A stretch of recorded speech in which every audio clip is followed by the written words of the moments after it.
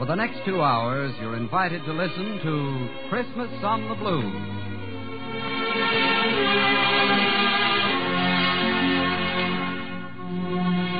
This is Christmas on the Blues. 2 full hours of the greatest entertainment has to offer, brought to you by the Blue Network from Hollywood, New York, San Francisco, Paris, Pearl Harbor, and the European battlefront.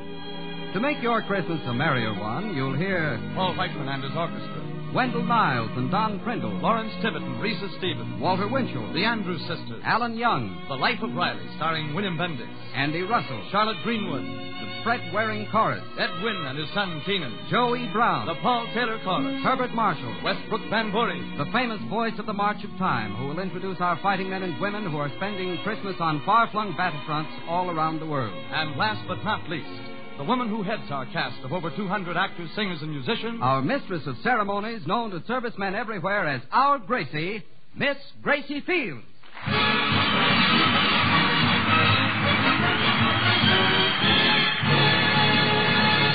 Hello, everyone. A Merry, Merry Christmas. I'm so glad you could be with us today because we're all in for one of the greatest listening treats in the history of radio. 2 full hours of music and fun with some of the biggest stars in radio. But even better than that, some of you folks who haven't seen your loved ones in the service for a long time will have the thrill of talking with them overseas through the facilities of the Blue Network. So let's begin our 2-hour show right now with Paul Whiteman and his orchestra, the Paul Taylor Chorus, and a lively Christmas carol called Deck the Halls.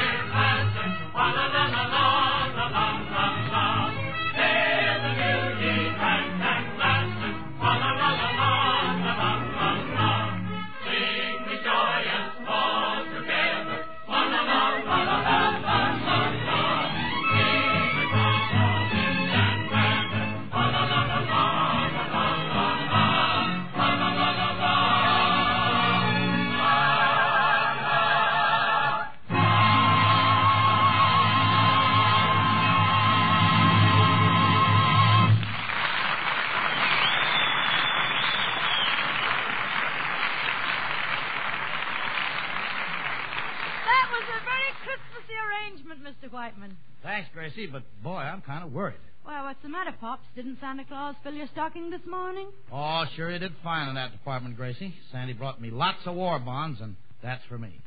It's filling up these 2 hours that worries me. Why, Paul? We have lots of famous people. That's the trouble. We got too darn many.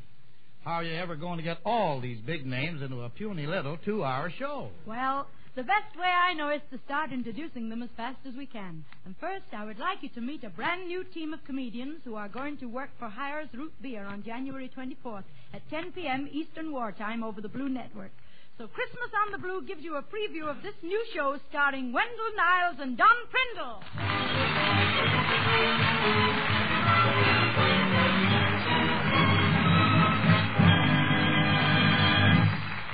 Thank you very much. Merry Christmas, everybody. I'm Wendell Niles. And I am Don Prindle. Ladies and gentlemen, we'd like to start our little contribution on this Christmas day in a friendly manner.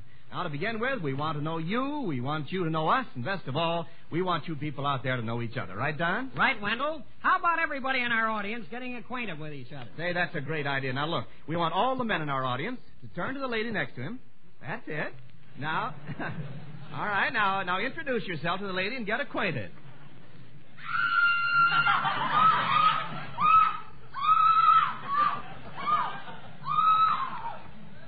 There's a sailor in every crowd. Well, now that we're all familiar with each other.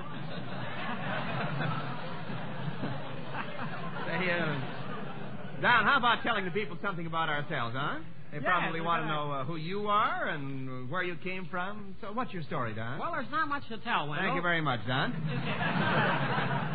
Now, suppose you tell us about yourself. Well, it's just the usual story of a genius. I see. Poor boy kicked around. People said I was dumb, lazy, and worthless. Did they actually use those words? Yes, but now those people have changed their tune. They're still using the same words. How true. Yes, how true. What's your story, Webb? For the past 2 years, I've been announcing the Bob Hope Show, but of course, Bob won't be with us on our show. Yes, I read in the paper there's no hope for our program.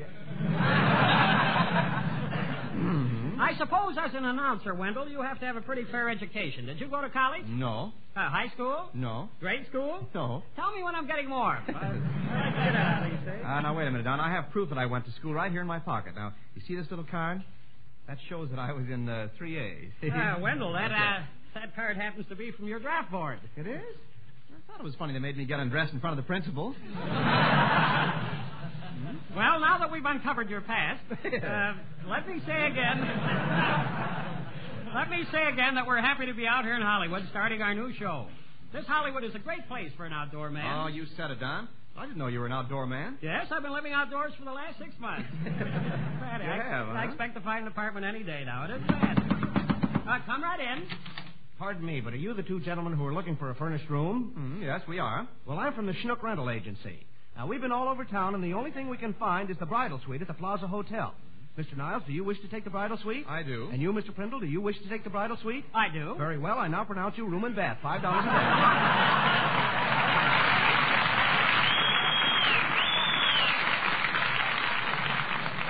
And now, Wendell, if you'll kindly run along, I have a little Christmas story I'd like to tell all the folks.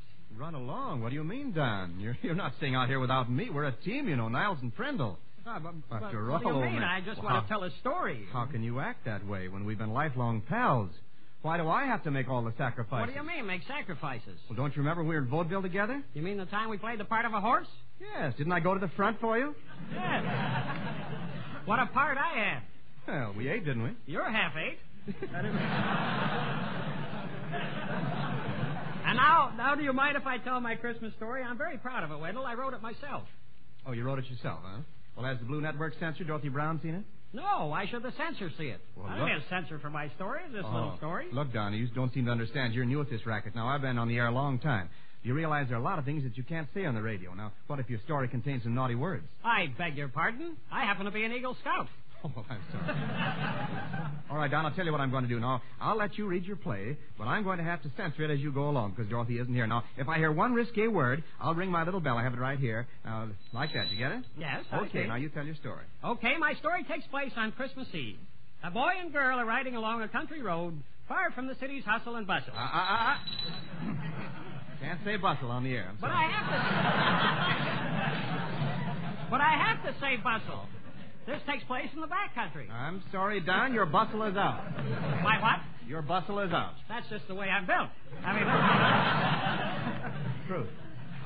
Go on with your story, Don. Well, they're riding along country road. Suddenly the boy stops the car. They got to keep riding.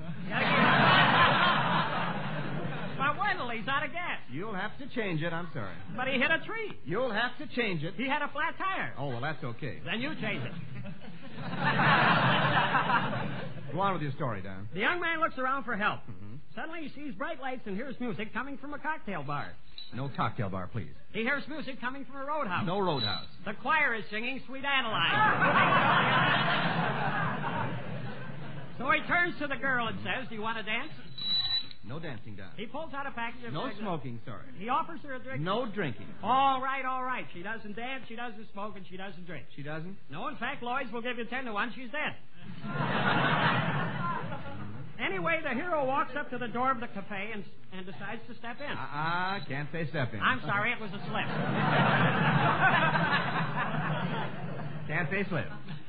Why can't I say slip? Because that also comes under the censor's ban. Underwear? Can't say underwear, I'm sorry. Well, you know how those things creep up on you. Will you please finish your story, Don? Well, okay. Suddenly the boy hears the girl scream. A big animal is coming out of the woods. Bear? No, he had a hat and coat on. What kind of a... Well, the savage beast grabs the boy, crushes him in his powerful arms. He can't breathe. He stands there and pants. All right, I'll drop the pants. No. In the meantime, the girl has gone for help, and she comes to the rescue with a man from the FBI. Oh, for garden seed. Now I went and did it. Ring the bell, ring the bell. What's the matter? I had to go and say FBI. But, Don, there's nothing wrong with saying FBI. Yes, there is, Wendell. I'm ashamed of myself, really. You realize that the FBI is a government bureau? Well, sure. What of it? Well, a bureau is a dresser. A dresser is a chiffonier. A chiffonier is a tall thing with drawers, and drawers is a naughty word. You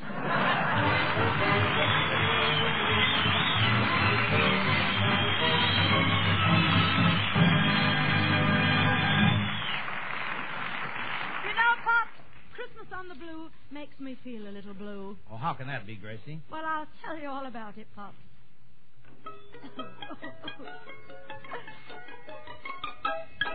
Again it is Christmas, again it is Christmas, again it is Christmas again. But that never thrills me, the thought of it kills me, I tell you it fills me with pain. It makes me remember a Christmas gone by when I was extremely upset. A night in December, an evening that I would very much rather forget. For I took my harp to a party, but nobody asked me to play. The others were jolly and hearty, but I wasn't feeling so gay. They might have said, play us a tune we can sing, but somehow I don't think they noticed the thing. I took my harp to a party, but nobody asked me to play, so I took the damn thing away. They asked Mrs. Morgan to play her mouth organ, and somebody else did a dance.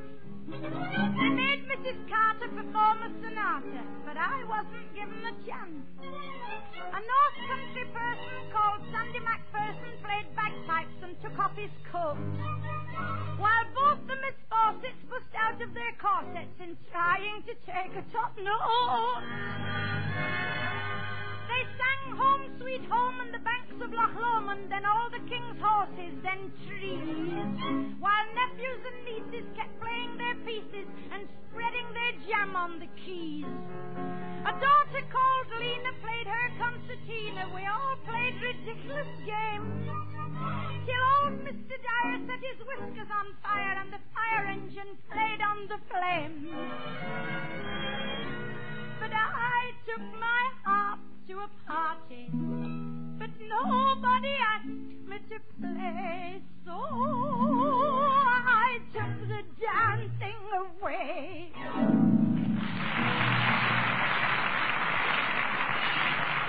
Thank you. Before we switch you to New York to hear American families talk with their fighting men overseas, I'd like to remind you of just one thing. Those valiant men and women are spending their Christmas in muddy shell holes, jungles, and on desert islands so that we can spend Christmas in our warm, comfortable homes. Help bring them back next Christmas by buying more bonds than you have ever bought before. Please don't forget them this Christmas.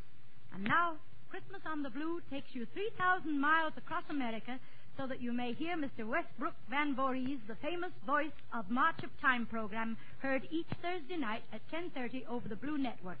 We take you now to New York. Thank you, Gracie Fields. A down-east Yankee Christmasing in the tropics may well yearn today for snow drifting against the stone fences of New England. But a southerner somewhere near the Arctic Circle may dream not of a white Christmas, but of poinsettias blooming in red Alabama soil and the crackle of children's firecrackers. To other frontline troops amid mud and cold and death and wounds, today will recall memories of warmth, of love and good cheer, of stocking-hung hearths and the indescribable incense of a Christmas tree. To the millions overseas, today may well mean as many different things, for up and down this broad land of ours, Christmas is a local custom and varies like the people who make up America. It can be Christmas without Santa Claus, without a toy if the children are grown up, without a turkey dinner if there are only one or two to eat it. And mistletoe isn't very much without the right person beneath it. Christmas could be Christmas without any of these things. And overseas, there are GI Christmas parties for children in France, in England, in Iceland, in Philippines, and many another land. Somewhere in Italy, high on an Apennine hill, a pine tree glows with colored lights. Yet at home and overseas, one thing is lacking. The one thing above all else that makes for Christmas. It's the sound of a well-remembered and beloved voice saying, Merry Christmas. Today, the Blue Network does what it can to remedy this, to bring a few voices at home and a few voices overseas together. There are a few of those home folks in our New York and San Francisco studios right now. They must represent to the men overseas the loved ones at home, just as the chosen GI voices you will hear from overseas must represent their buddies who this day are busy with the war. To bring these representatives together, to let each hear the well-loved voice of the other, here's Doug Browning. Thank you, Westbrook Van Voorhees. This is the Blue Network in New York calling Harold Peters in Paris. Hello, This is Harold Peters, the Blue Network correspondent in France. How are you, Harold? Fine. Merry Christmas, Doug. Same to you, boy. We have in the studios tonight, we've got 4 people who've been through different phases of the war for different periods, and we're very happy that we've been able to give them this chance to talk to their folks at home at this season. And who do you have, Harold? First, we've got Sergeant Henry Waldvogel. He's 25 years old, of Catonsville, Maryland. We have his wife right here, Ronnie. Well, he wants to hear about that new son that was born. He just got a telegram on the 6th of December, but he's still not sure of the date when he was born. Go ahead, Sergeant. Merry Christmas, darling. Hi, Han. How are you? Oh, boy, fine. Boy, that sounds swell. Oh, good. Hey, it was born December 5th. December 5th? Uh-huh. Good. And his weight? 8 pounds, 1.5 ounces. Good. Who does he look like? You, of course. Me? Certainly. Well. Hey, look, I got your flowers yesterday. Gee, they were pretty. You liked them, huh? You bet. Did you get the others? Yeah, Mother got those. They were swell, huh? Uh-huh. Hey, how about the Christmas gifts I sent home? Have you got those? Well, no, they haven't gotten here yet. Oh, they'll be there. How's the mail situation? You getting letters? Just one on the 10th. Son of a gun. Huh? Son of a gun. How about mine? I just got 2 Saturday. You did? But I've been writing every day. Good for you. Me, too. How's the weather back home? White Christmas? No. No? No. That's bad. It's plenty cold over here. Oh, well. You have some heat in the hotel now. Yes, we have. What are you going to name me? Hey, incidentally, is it Junior? Well, no, it's a 3rd. Oh, I get it. What will his name be? Junior. It's the 3rd. Beg pardon? It's the 3rd. No juniors for us. Oh, I see. How's everybody? Oh, fine.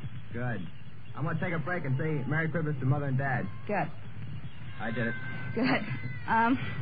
Gee whiz, I don't know what to say now. Come back after you talk to your mother and dad. Why, she can come back and say Merry Christmas. Merry Christmas, Mother and Dad. You know I'm thinking of you. Hey, Ronnie? Yeah. What's Bob doing? He's out at sea now. Yeah? Can't say where, because I don't know. How's the car running? Oh, fine. No more accidents. Well, you know what? This is the swellest Christmas gift that's all I can have. Or that is, outside of being home. Really Ronnie, wonderful to hear your voice. We're going to have to cut off the conversation. Will you say goodbye to the Bye, darling. Merry Bye, Christmas. sweetheart. Merry Christmas. Happy New Year. All right, Harold. Who else do we have now? The next one we've got is Sergeant George Boardingham of New Rochelle, New York. Well, He's a radio operator and gunner in a medium bomber, and he just completed his 10th mission yesterday and jeeped all the way down to Paris to get up for this broadcast. Fine. We have his family here, and a young member that you no doubt can hear over there. Well, we hope we're going to hear him because he saw her when she was 3 months old on his way over to this theater. He spent some time in the Pacific, and he just got a break to see her when she was 3 months old. She's 6 months old now. Good. Well, here's a greeting. Go ahead. That's the greeting. Now, here is... That's right. Here is Mrs. Boardingham, your mother. Go right ahead. There's Mother. Oh, much love this Christmas, George. It's wonderful to hear you. Oh, it's swell. Isn't this a wonderful Christmas present? Yeah, it's swell. Oh, that's great. How have you been? Oh, I've been wonderful. That's good. And Dad? Oh, he's grand. That's you should good. see him. Oh, I'll bet. You should see him with 100 pounds more on since last Christmas. 100 more? Yeah. What does that make it? George, I want to tell you something. Yes? Speaking to you today and having Doris and the baby with us has made this a wonderful Christmas for us. Uh-huh. Well, how's Dad? Wonderful. God bless you, boy, and Okay. every mother's daughter and son all over this world. Okay. Merry Christmas.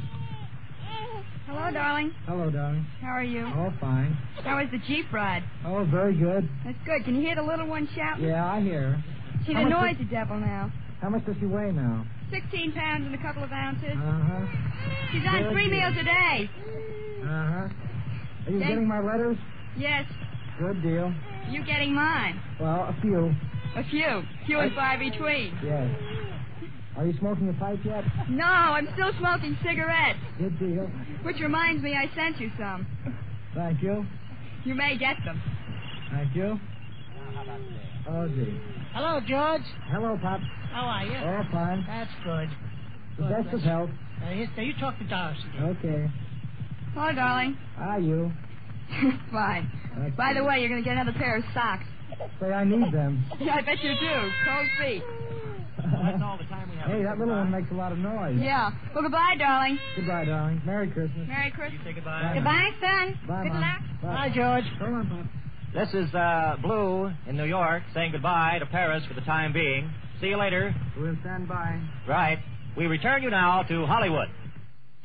In a short while, we will hear from another group of fighting men and their families. But right now, we want to hear Paul Whiteman and his orchestra and the Paul Taylor Chorus in one of the outstanding musical arrangements of 1944, Holiday for Strings.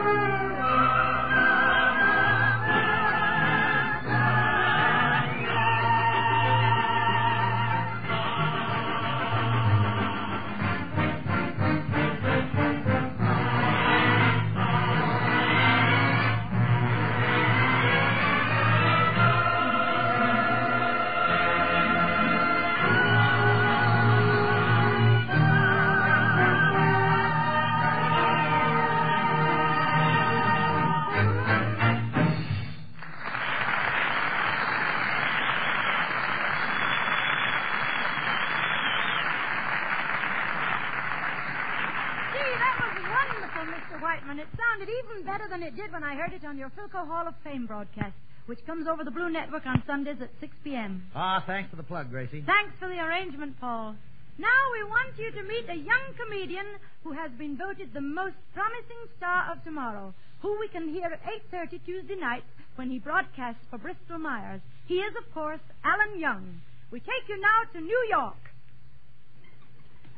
Thank you, Gracie. Oh, Kenny Delmar. Yes, Alan? Yeah, Kenny, I just finished the most wonderful Christmas dinner. We had a 30-pound turkey, and I invited some fellas over from the Air Force. Oh. What eaters! When that turkey came in, some of them began gunning for the legs, another was gunning for the breast, another was gunning for the wings. Yeah, what about you, Alan? Rear gunner.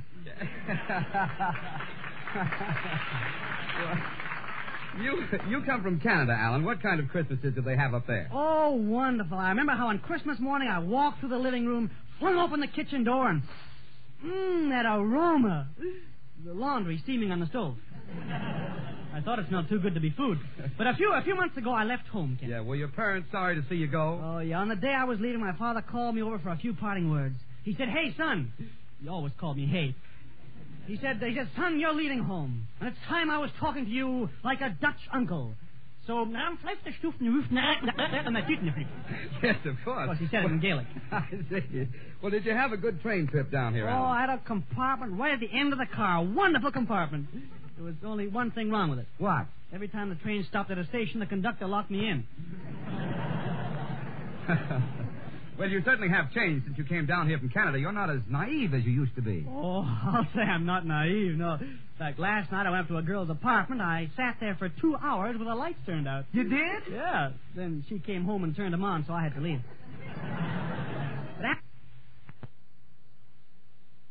Really went out stepping. I went to the store club. Hetty Lamar sat at a table right across from me. Of course, I winked at her. Yeah, what did she do? What did she do? She sent a waiter over to ask me for a dance. She did? Yeah. He was a pretty good dancer for a waiter, too. But seriously, I would like to show you the first girl I ever met in the United States. It was the second week I was down here, and I had a blind date. Somebody gave me this girl's address, and I'd never seen her before, so when I walked up onto her front porch, she was standing there waiting for me.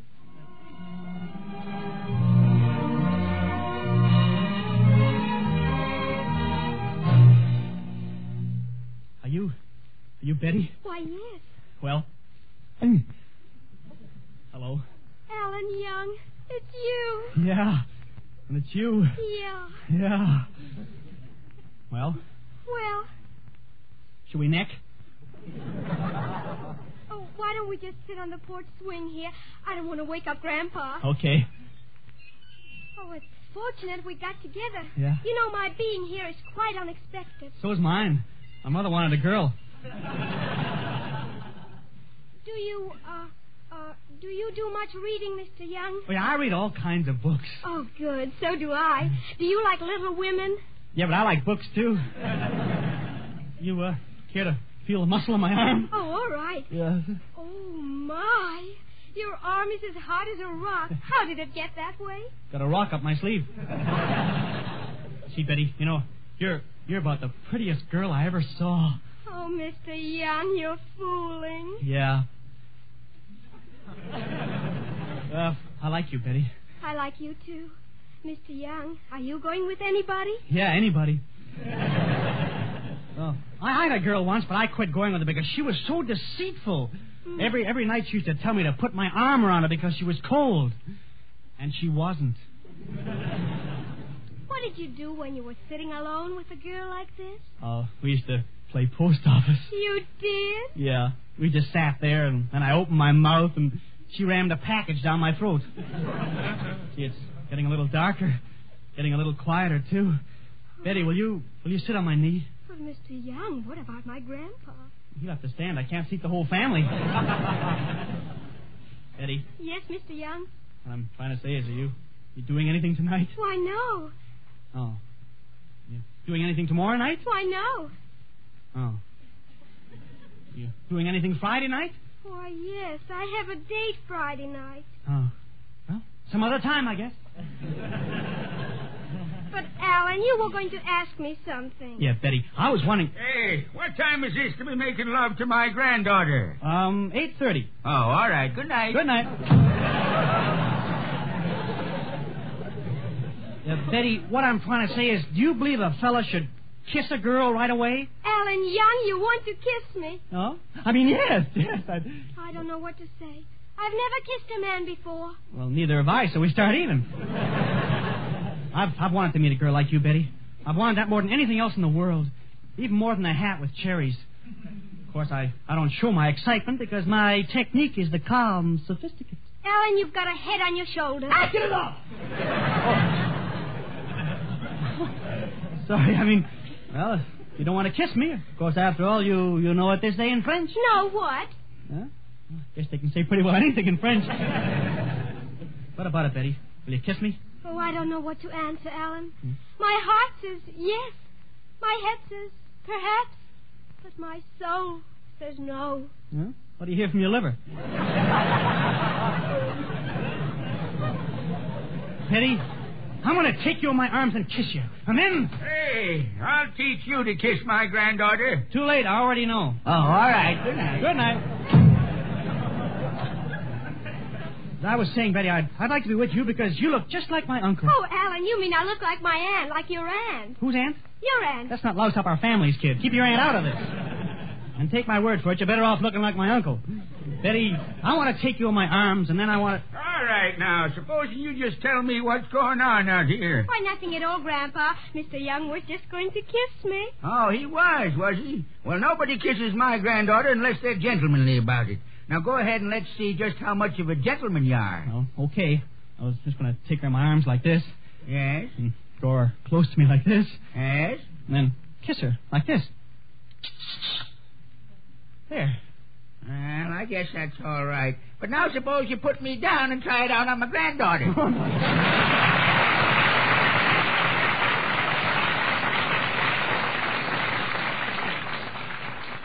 We pause briefly in this Blue Network Christmas program for station identification.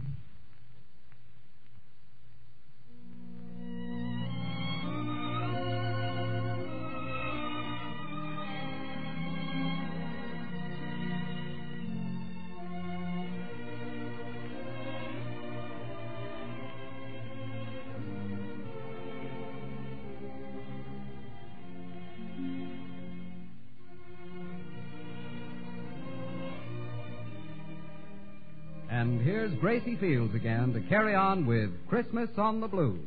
And to start off our second half hour, we have the pleasure of presenting two of the great stars heard on the Texaco Metropolitan Opera program Saturday afternoon at 2. We can't, of course, bring you an entire opera, but we are fortunate enough to be able to bring you Mr. Lawrence Tibbett singing the famous Toreador song and Miss Reese Stevens singing the beautiful Seguidilla from Carmen. Mr. Tibbett and Miss Stevens will be heard with the Metropolitan Orchestra under the direction of Cesare Sodero. We take you now to New York.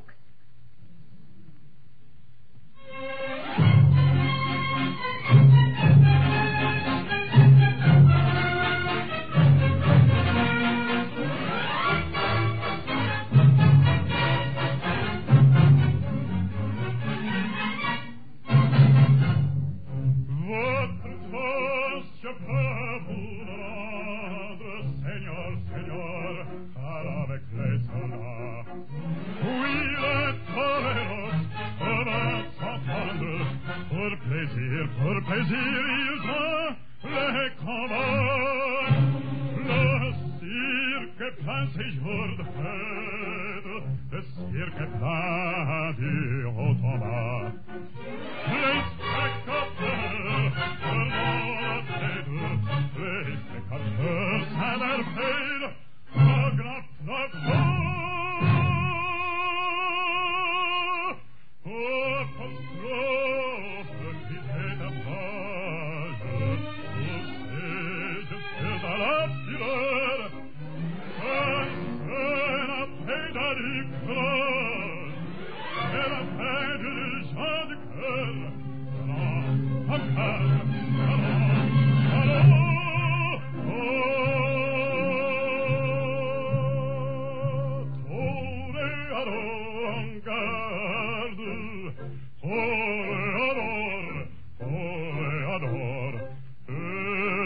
Je viens, oui, songe en combattant, comme noir. Satan, toreador, l'amor,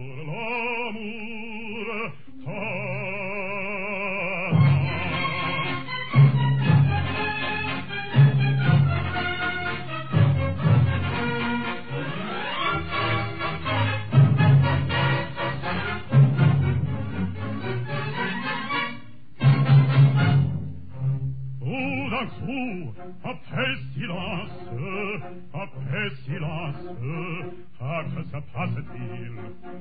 Plus de cris s'élançant, le taureau s'élance en bondissant, auditoril.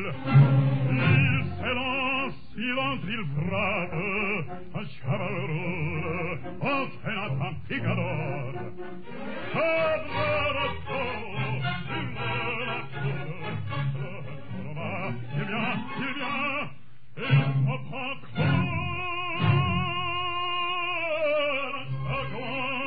c'est pas de rire, un peu de cirque pas de sang, quand se trouve fragile et grille, c'est un tour maintenant,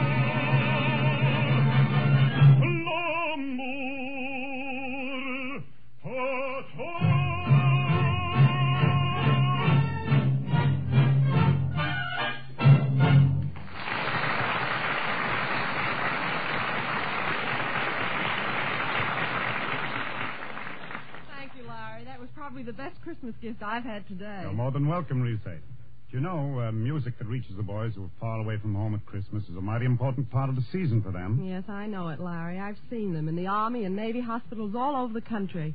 It's not only a privilege, it's our job to sing for them. Well, then, Risa, what's your part of our Christmas package this year? I think I'll sing another aria from the famous Carmen, Larry, the Seguidilla.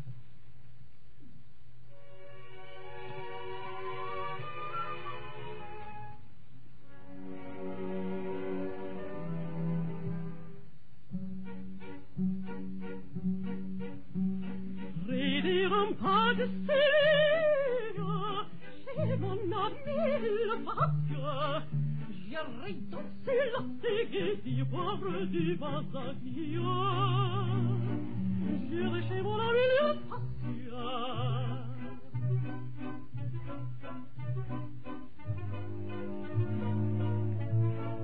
Oui, mais tout se lance vite, et les vrais pieds descendent donc pour me tenir compagnie, jamais n'aurai mon amoureux,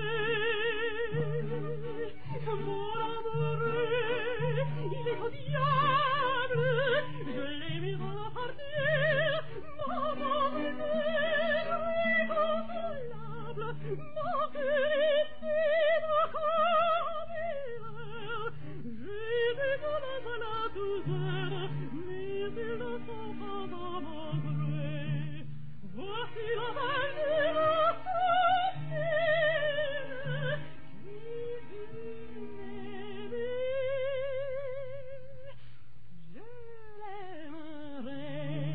qui vivra vous aurez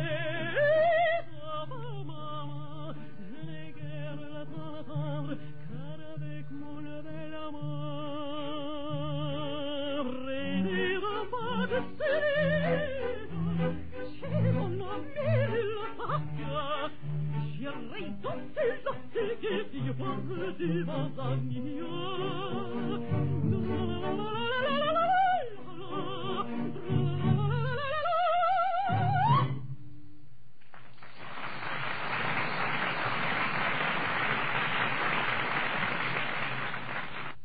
turn you now to Hollywood.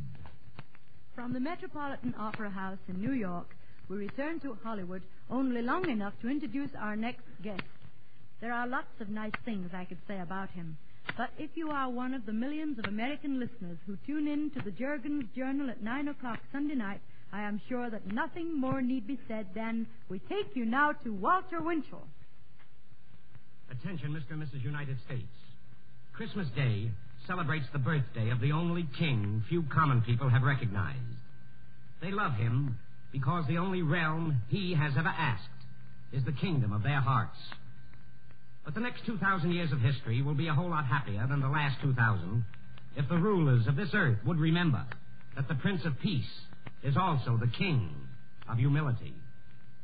The agony of humanity can be measured now, as it always will be, by the distance it has departed from his teachings. The terms of the only permanent peace treaty were written thousands of years ago, and they have never varied. They are the Sermon on the Mount and the Ten Commandments. They were not ushered in by flamethrowers, machine guns, warships, rocket guns, or armored cars. They were brought by a baby, born in a stable. Today, on 100 battlefields, the young men of this nation are fighting his fight against greed, intolerance, and injustice. For those who fight, the nation prays that he be with them. And those who have made the supreme sacrifice, the nation knows are with him now.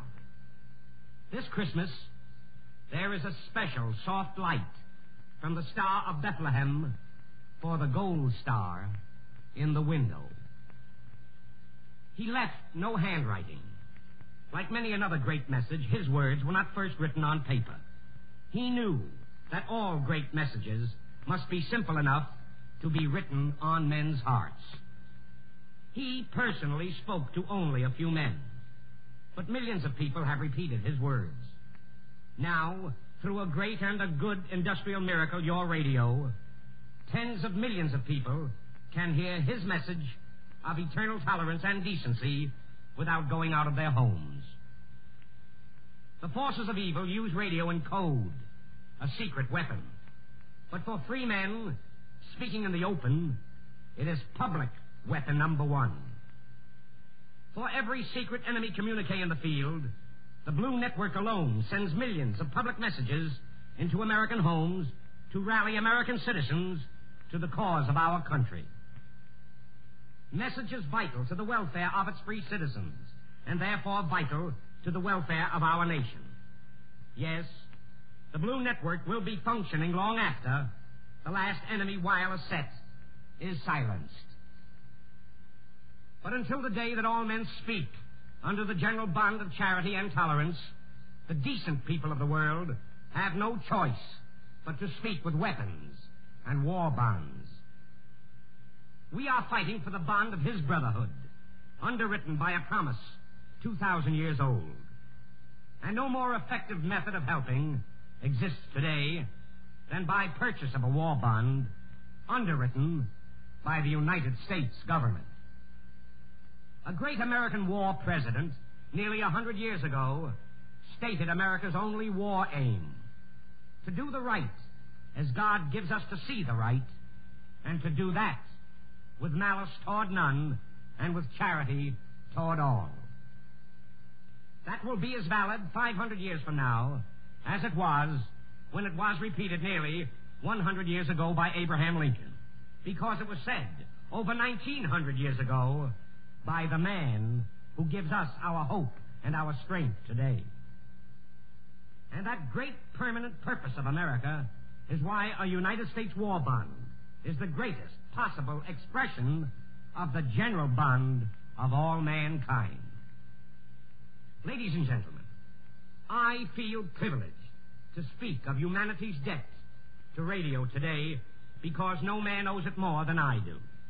I believe from my heart that with the advent of radio, the forces of evil lost their greatest confederate, secrecy, and the forces of good gained their strongest ally, easy, direct, and public communication.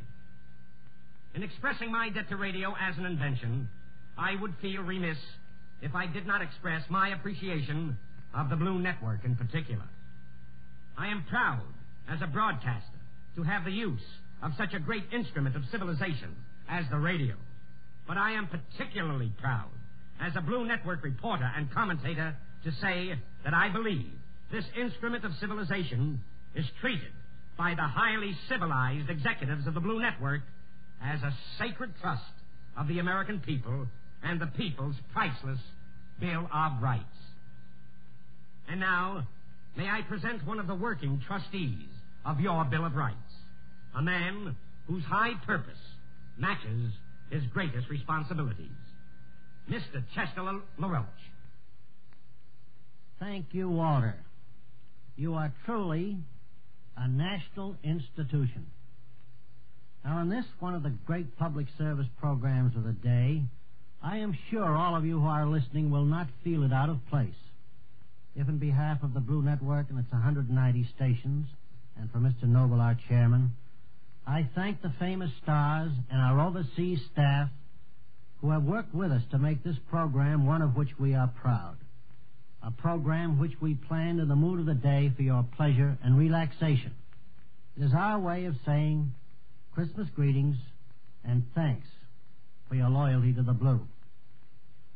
As you share the spirit of the day with those dear to you at home, we of the Blue Network are mindful that out of your hearts pours forth a mighty prayer to those of our flesh and blood overseas. They are fighting for what we so profoundly believe in, that this is far and away the greatest country in the world.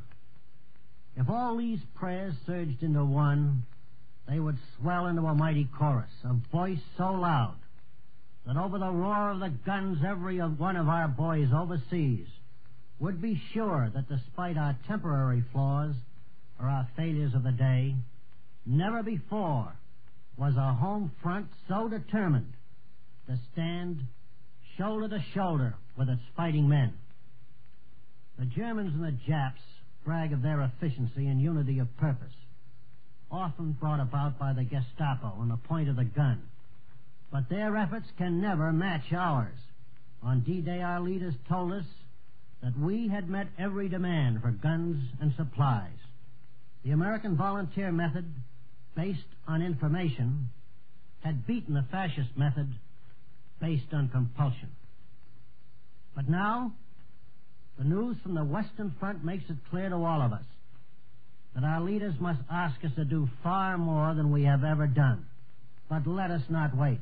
Let's get the radar equipment, the trucks, the tires, and the ammunition. Let us pile up supplies, pile on pile, until there is never again a question of enough. The Blue Network will cooperate with our war leaders in making clear what we are up against and what is needed. We will present fearlessly all sides of a problem. Our commentators are allowed to express their own opinions. They need not conform to ours. We are not afraid of the result if the extreme liberal or the extreme conservative viewpoints are heard, as long as both are heard.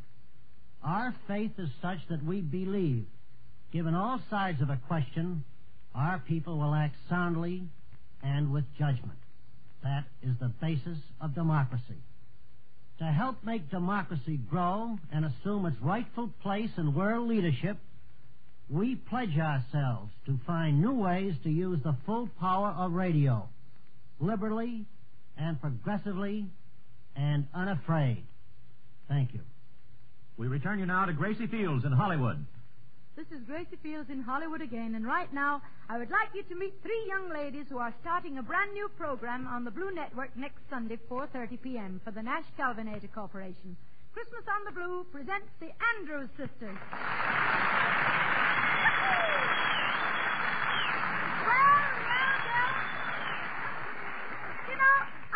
The Andrews sisters have survived the ordeal of Christmas shopping very well. Well, Gracie, we didn't have any problem at all this year. Christmas shopping was easy. We gave mostly war bonds. You couldn't have picked better presents. And they're so easy to wrap.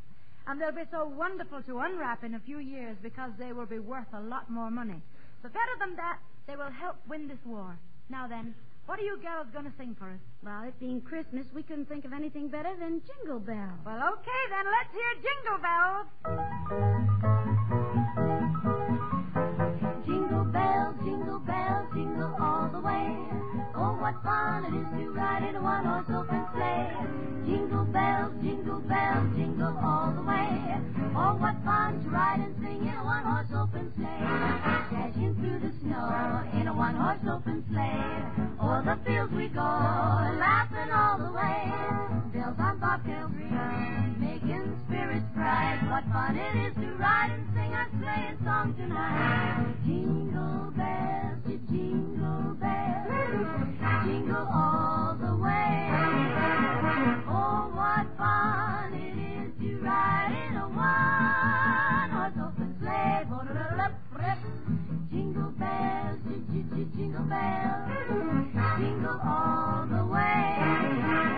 Oh, what fun it is to ride in a one-horse open sleigh.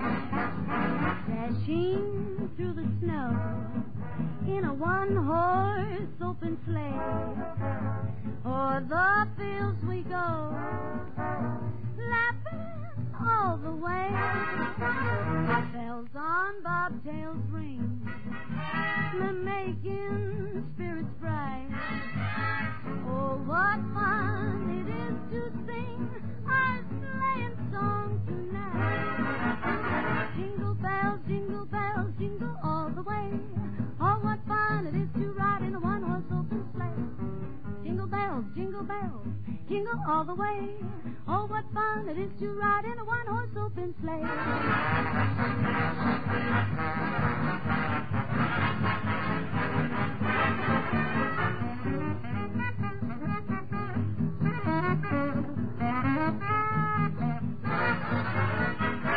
Jingle bells, jingle all the way. Oh, what fun it is to ride in a one-horse open sleigh.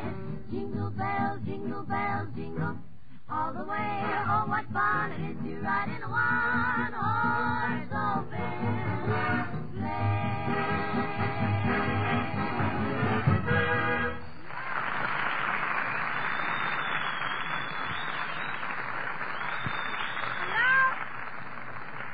Now we throw our studio doors open with a great big bang to give as hearty a welcome as we know to that great star of the entertainment world. From the Blue to you, our Christmas good wishes, Herbert Marshall. Thank you, Gracie, and greetings of the season to you, and to all the Blue, and all America, and all the world, with obvious exceptions. But I know I speak for all of us when I say that we lend our ears on Saturday night to your show, The Man Called X, without fail. Oh, thank you. I never miss your show, Gracie. It's excellent. Well, thank you, but your show has so much excitement and pace and drama. Oh, my dear Gracie, I must protest. In fact, we have a spot on our show for you as Mr. X. X marks the spot. Uh-huh. Now, you shouldn't have bothered. Presenting Herbert Marshall in The Man Called XYZ. Oh, really? I did. In the case of the missing clause, Kris Kringle comes a cropper. The double cross. Extra, Santa Claus Christmas be all about it. Let's see our dream and Santa Claus Christmas. Calling Santa Claus. Come in, please. Calling Santa Claus. Come in, please. Oh, Santa Claus, come in wherever you are. And here, radio listeners, is the latest news about the mysterious disappearance of the well-known gift tycoon Santa Claus. The Greenland Weather Observation Post saw Claus riding a fair wind with his reindeer prancing along in good shape. Weather conditions remain favorable, but he's not been heard from since. Foul play is suspected. The Emergency Council is now meeting in New York to take steps. Gentlemen, you have been called into the Emergency Council to see if you can make suggestions as to the possible cause of the disappearance of Santa Claus. But you have been of no help. As battling a case as I, Sherlock Holmes, have ever met and must. Amazing, my dear Holmes, amazing. Shut up, Watson. Yes, my dear Holmes, get off. We are desperate, gentlemen. Do you realize that if Santa Claus does not show up, millions of people will be without gifts? Where's the Thin Man? He slipped out under the door. The sage went down to the bar. The FBI took Mr. Moto back to the clink, and Charlie Chan got his tongue caught in a proverb. Gentlemen, there is only one answer. We must call on the man. You mean Yes, I mean... Oh, you don't mean my... No, I don't mean him. But you do mean. If you don't mean me, I'm going back to my Christmas dinner. It's a secret. The man Call me why. I'm in disguise. Oh, won't you slip off your disguise, Mr. X? It's so hot in here. Yeah, it is a little stuffy. I resent that, X. Sorry, old boy, I meant to be offensive. Now, you will see me as I really am. I remove my beard, my dark glasses, and my false nose. Presto. Thank you, madam. Thank you. Well, Mr. Chairman, we are baffled by the disappearance of Santa Claus, who was last seen in his sleigh heading toward this country. We must find Claus. How did you hear from him before he disappeared? He's on our shortwave two-way beam, but now he does not answer our call-up. We suspect foul play. Indeed, if we didn't suspect foul play, we detectives would have a devil of a time making a living. Oh, that's a good one, X. Oh, that's a very good one. Shut up, Watson. Oh, my dear Holmes. Have you the transcript of the log on the shortwave station just before his disappearance, if I'm not being too technical? Why, yes, here it is, right here. Uh-huh. Calling S. Claus. Calling S. Claus. Over. This is S. Claus. Wind 90, speed 150, course 190, ceiling 210, correction, ceiling 200. I wonder what made him lower the ceiling. Obviously the OPA. That was Claus's last transmission. Yes. Then the radio announcer read the news. Yes, I have it right here. Quote, tonight the OPA, I knew they had something to do with it. Tonight the OPA decided, very interesting. What could the OPA say that would affect Santa Claus? Gentlemen, the case is solved. And not only that, but I've got 2 clues and a wet footprint left over. Wonderful. X brings home the bacon. Bacon and X. Oh, that's a very good one.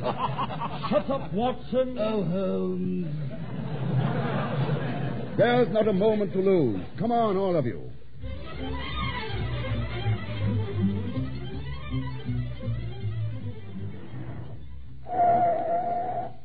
Here we are. Hurry. The shortwave station. X, you're stubborn as a mule.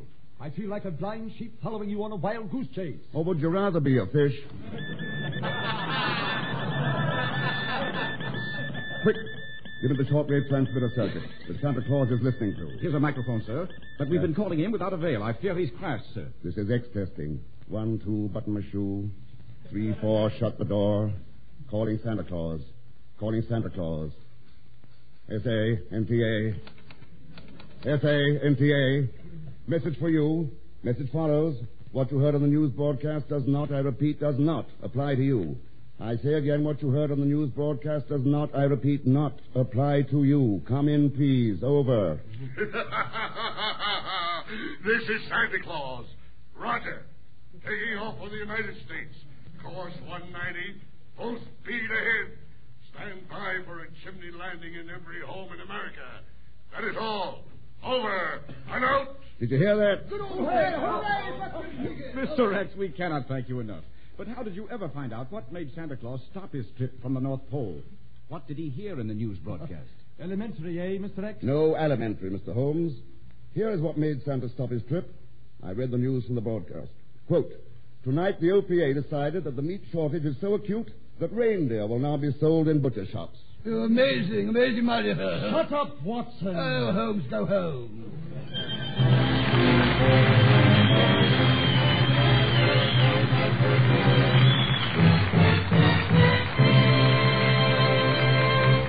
Many thanks to Herbert Marshall, better known as the man called X. Now it is time for another visit between the servicemen who are spending Christmas overseas and their families who are wishing they were here in America. To bring you the second overseas pickup, we take you now to Westbrook Van Voorhees in New York.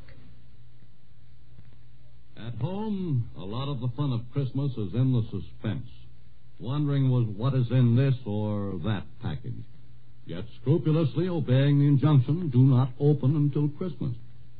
Overseas, the U.S. fighting man could hardly be blamed if he opened his Christmas box as soon as it came, GI packs being as heavy as they are. And long ago, long before December 25th, news pictures reached the U.S. showing GIs unwrapping these gifts mailed away back last October. After all, fruitcake tastes good any time, and socks and sweaters are as warm December 1st as they are today. So, far from home, their presents unwrapped. Today, for many a U.S. fighter overseas, is one more day of mud or dust, cold or heat, food from rolling kitchens or K-rations. GIs in the U.S. have a fighting chance to call home. But all the transatlantic and transpacific lines together could never take care of all the fighting Joes overseas who want to talk to the best girl in the world, whether she's mom or wife or the girl next door. Now, here's Doug Browning again. Thank you, Westbrook. Hello, Hal Peters in Paris. Hello, Doug. Who do we have over there to talk to in the way of some boys? Now, we've got Private John Marsala of Brooklyn. He's here in the studio with us. He was wounded at St. Lo last July by a landmine, but he's absolutely all right now, and he's waiting to talk to his mother and father and his two sisters. Well, by golly, we've got him right here. Here is his mother. Hello, Mom. Merry Christmas. Hello, John. Hello, how are you? All right, Johnny. How are you? Well, Mom. Don't worry. You have a nice Christmas, John? Yes, well. I hope you got a nice Christmas and Happy New Year. Good. How about you? All right, we have a nice Christmas, John. Well, how's Pop? He's all right. That's nice. You're going to talk to him in just a minute. All right, good. Everybody's all right, Johnny. That's you well, know, Mom. Johnny is Nicky's in prison war, you know. Yeah, I heard He's about enjoyment. He's all right, Johnny. That's swell. All right, Johnny. Don't worry too much, Mom. Okay. How would you like to talk to Evelyn now? Put her on, please. Here she is. Hello, Eve. Chip. Hello, Eve. How's the kid, brother? Chippy. Hello, Eve. Hello, darling. How are you? Fine. How are you? Okay. That's good. I hope you have a very Merry Christmas, Chippy. Same to you, Eve. Listen, darling, I would have brought Patty, but you know how she is. She's starting to crawl around. But she's at Carl's mom's house. Do you want to say hello to them and a Merry Christmas, please? Thanks. They're listening in. Okay. Who was that? Carly's mother. Will you please say hello to them? Hello there, Mrs. Ritter. Thanks, Merry darling. Christmas to you, and Arthur, and all the rest out there. Now, how about Dad? Here's Pop. Pop? Hello, Johnny. How are you? Pop. Okay. See, it's good to hear your voice. Oh, yeah, nice. Listen, Johnny, I want to ask you a question. Yeah? You receive any money? Yeah, I got it, Pop. Okay, nice. Don't send any more, though. That's right. All right. Now, how about the other sister, all right? Here she is. Hello, Johnny. Hello, Angie. How are you? All right, how are you? Okay. That's swell. Johnny, will you say hello to Charlie? He's listening in. Charlie? Yeah. Hey, Charlie. How are you, boy? Wish you a Merry Christmas and a Happy New Year. Same to you, Take honey. care of yourself. Now you have 15 more seconds to say goodbye to Mom, all right? Okay. Johnny, take care of yourself. God bless you. Yeah, same to you, Mom. Johnny, you receive the package I sent you? And, With the cents? yeah? Yeah, where, Johnny? Where you are, Johnny? Huh? Where always is? Yeah, I will, Mom. God bless you. Same to All you. right, bye, Johnny. God bless you all. All right, Hal. Merry Christmas. Who else? Now we have Private First Class Francella Justina of the WAC. Right. She's from Utica, New York, and she's the typist here. She's been taking notes in shorthand, so I think she'll have a lot to say to her parents and her sister. That's right, Mr. and Mrs. Justina. We'd hoped to get her fiancé up to the mic, but he's a flyer and has lots to do, and he couldn't get away for Christmas leave, so you'll probably get the message from him through her sister and her parents. Well, here is Mrs. Justina. Hello, Mother. Hello, Franya. How are you? Fine, how are you? Thanks. Fine, good. How are you? Fine, how's Daddy? Okay. How's Sis? Who? Sis B and Helen? Everybody okay? That's fine. Stanley okay, and Mary and George, Uncle John and Sophie, everybody okay? Is Cousin Your Stan brother home? John okay? Is Cousin Stan home? Yes. And Aunt too? Yes. Oh, that's fine. How's Pug? Okay. That's swell. Here he is, Send right you love here. you kisses. God bless you and you come back too. God bless you, Mother. Here's Dad. Hello, Fanya. Hello, Daddy. How are you? Pretty good. How are you? Oh, fine. Good. Merry Christmas to you and Happy Merry New Christmas, Year. Daddy. You know, Aunt Mary tell you same thing. Same? George Uncle too. That's you know? fine, Daddy. John Uncle too. That's swell. How's you got a Christmas over there? Oh, very good. I got 9 packages today, Dad. All right. Listen, Francis, you be careful yourself, you know, Yes. because Have you heard from Bob? no, Bob's not here. He's not here. Yeah, he's over there by the Yun, near you, I guess. He's over there. Well, goodbye. Bye, Daddy. God bless you. Where's Sis B? Yeah, be here. Right here. Here's Benita. Hello, sis. Hello, Sis. How are you? Oh, I'm just fine. Isn't this a wonderful Christmas That's present? the best Christmas present I got yet. Oh, that's wonderful. Did Cousin Stan come home? Yes, he is, and he sends you his love, and he says he's saving a bottle of champagne for you. Yes, swell. And Cousin Mad, too? Oh, he's grand. He was home just a short while ago, you know. Oh, that's swell, yes. I got a letter from Pensacola from him. Oh, wonderful. Did you get all our packages? Yeah, 9 today. Oh, that's grand. You must have had a nice Christmas then. Very good. This is the best, though. Oh, that's swell. How's Miss Helen? Oh, she's just fine. They all send you their love. Uh-huh. Likewise to them. That's grand. Well, how about Mother saying goodbye now, will you? All right, bye, Mother and Daddy. Goodbye. Good Goodbye, to see my you. dear. Bye-bye. Goodbye. God bless you.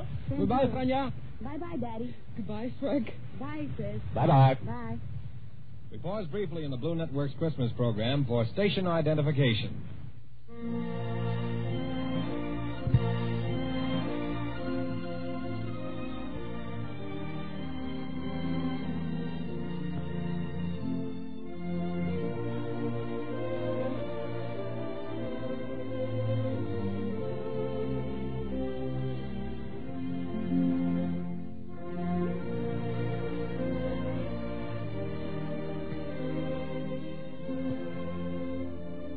From Hollywood again, we're starting the second hour of Christmas on the Blues.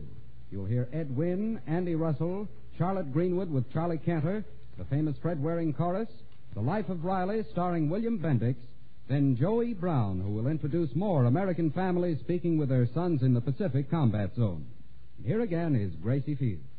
And now Christmas on the Blue has the pleasure of bringing you an intellectual discussion on the finer things in music. And this discussion will take place in New York between the famous Metropolitan Opera commentator, Milton Cross, and the famous authority on anything ridiculous, Mr. Ed Wynn. We take you now to New York. Hello, Ed. Hello, Milton. Well, it's very nice of your sponsor Borden's to present you in Happy Island every Friday night and then to give you to us today. Yes, I'm glad to be here, Milton. But, Ed, I can't imagine what we'd have in common. Why not? I used to be a musician, you know. I made my debut when I was 11 years of age in Carnegie Hall as a violinist. Didn't you know that? Oh, right in the middle of a violin concerto, Milton, the whole audience got up and walked out of the hall into the street. So I went out on the street and played the violin and chased the audience back in the hall again, you know. Well, I didn't know you were musical. Oh, my whole family is musical, Milton. My brother used to play one of those big violins. What do you call that, the biggest violin in the orchestra there? Oh, you mean the bass viol. A bass viol. My brother used to play one of those. He played it for 8 years, but the family made him give it up because it hurt him socially. You know what happened? Whenever he asked a young lady to dance, just from force of habit, he'd grab the girl around the neck with one hand and beat her on the back with the other. I'm sorry, Ed, but you don't sound like a musician to me. Oh, there isn't a thing I don't know about music, Milton. I have my doubts about that. Well, you ask me a question. Go on, any question. All right. What's the difference in the contrapuntal technique employed by Shostakovich in his Allegro con moto as opposed to the largo motivations in the fugues by Bach? No coaching from the audience now. I'll get this thing here. You see, you know nothing about music. No, you don't think I do, eh? I consider myself... Hand me a violin there, Milton. Here's a violin. Here. You understand music thoroughly, I suppose. Well, my pretty good judge of it. Do you hear that note? Mm-hmm. Do you hear that? Yes. Well, you know so much about music. What opera is that note from? Huh? I guess that settles him. Just a musical ignoramus, that's what he is. Well, Ed, that may be. But to strike a serious note for a minute, we have a special guest this afternoon, and I think you're just the man to introduce him. All right, Milton. Now, ladies and gentlemen, I hope that you will permit me to drop my comic mask and appear before you as a human being. If I were asked why our next guest should be on this program, I'd say, for one thing, that he's probably the fastest up-and-coming young comedian in the movies. I think he proved that in See Here, Private Hargrove, in which he didn't have the title role but got more attention from the critics than anyone else in the picture. I think he's also the most versatile young comedian in pictures, too. But I think that he is entitled to a spot on this great Christmas show today because at the present time, he is making 3 pictures simultaneously, also being an assistant director on another picture, and still found time to write a story which is going to be made by MGM. That is why I think this young man should be with us today, and not because he happens to be my son, Keenan Wynn. Keenan isn't in New York, so we're going to try to contact him in California. Hello, Dad. No, that's my line, Pop. I say hello, Dad. Oh, I thought I'd say hello. No, you got it kind of mixed up. There's my son now. Hello, son. You got another line, Pop. You say, I miss you, son. I got to have the right cue. Is that so? Yeah. Oh, I miss you, son. Well, I miss you, Dad. Well, I miss you very much, son. I miss you very much, Dad. You do? Yeah. Now I know how George Hardy felt when Mickey Rooney was drafted. I don't know. But I want you to know, Keaton, I'm very proud of you, my little baby boy. Hey, Dad. Yeah? I got news for you. I'm no longer a little baby. Yes, you are. No, I'm not. Since those days, I've added 25 years to my age. That's funny. I've only added 10 to mine. Say, look, Pop, I hate to disillusion you, but I'm a man. Oh, you always wanted to get old quick. I say you're a baby. Even when you were a few months old, you were the only kid who wore a dighty with a belt in the back. Well, I guess I must have given you a lot of trouble when I was younger. You gave me a lot of trouble when you were younger. You were certainly a problem. Well, it was your own fault, the kind of education you gave me. Why, what do you mean the kind of education I gave you? There was no kid who knew so much as you. 2 years at Smith, 2 years at Vassar, 3 years at Wellesley. Those are all girls' schools. They were all girls' schools. Mm-hmm. Well, there was no kid who knew as much as you. That's all I know. Well, those days are gone. I'm an old married man now. I can't believe you're married, son. Yeah. Mm-hmm. I can't believe my baby boy is married. Yeah. And your baby boy has a baby boy of his own, little Edmund Wynn. How do you like that? My son has a son. How do you like that? I gave my son a splendid education. I sent him to the finest schools in the East. I bought him 7 speedboats, 3 expensive foreign cars. I squandered a fortune on him, and that's the thanks I get. Just when I'm starting to go out with young girls again, he makes me a grandfather, the rat. Well, you just got to face it, Pop. You're a grandfather. I'm a grandfather. Well, I don't feel like a grandfather. I don't even feel like a father. I feel young. I'm going out with girls. I dance to all hours. I'm having a great time for myself. Pop. Yeah? Does your vitamin pill taste different lately? Does my vitamin pill taste different lately? Well, all I can say, son, is there's not enough room in this family for 2 comedians. Yeah, I was thinking the same thing. Well, I'm talking about you. Oh. Why don't you go into some other line of business? Are you sure you wouldn't be happy running a gas station? No, Pop. I'm doing too well in Hollywood. Yeah, I guess you are doing well out there. Yeah, I guess you're a big success. Yeah. Right now, I think you're a bigger star than I am. Oh, no, I'm not. Yes, you are. No, I'm not. Yes, you are. Well, if you say so, Pop. For heaven's sake, you didn't have to give in that easy, did you? You sure... Are you sure that you wouldn't like it better selling insurance? No, I'm happy in Hollywood. You're certainly making out pretty well, aren't you, son? Well, you wanted me to make good, didn't you? Of course I wanted you to make good. But there's such a thing as overdoing it, you know. Ah, Hollywood. I remember when I was working there. Oh, well, things have changed since you worked here, Pop. They're making pictures with sound now. Oh, is that so? Mm-hmm. That's a nasty crack. I wonder whether a father can force a son to open up a candy store. That's what I like. Say, Keenan, since you're a big shot out in Hollywood, I guess you know all the stars. Oh, some. Yeah? Mm-hmm. I'd like to ask you about a certain star out there. Well, which one? Well, I know you'll think this is silly. No, I won't. Go ahead. Well, I don't know whether I should. Oh, go ahead. What is it? Do you know Frank Sinatra? Of course I know Frank Sinatra. Why, last time I saw Frankie, he took me to breakfast, lunch, and dinner. You poor kid. What do you mean? You were being fed by a tube. Tell me, what else is new in Hollywood? Well, let's see. Dorothy Lamour is married. Dorothy Lamour is married? That's right. That's a shame. That's too bad. Why? What's the difference? You didn't stand a chance with Dorothy when she was single. Oh, I know I didn't stand a chance. But I can fire... Well, let me start that over again. I don't know. I feel so terrible about it.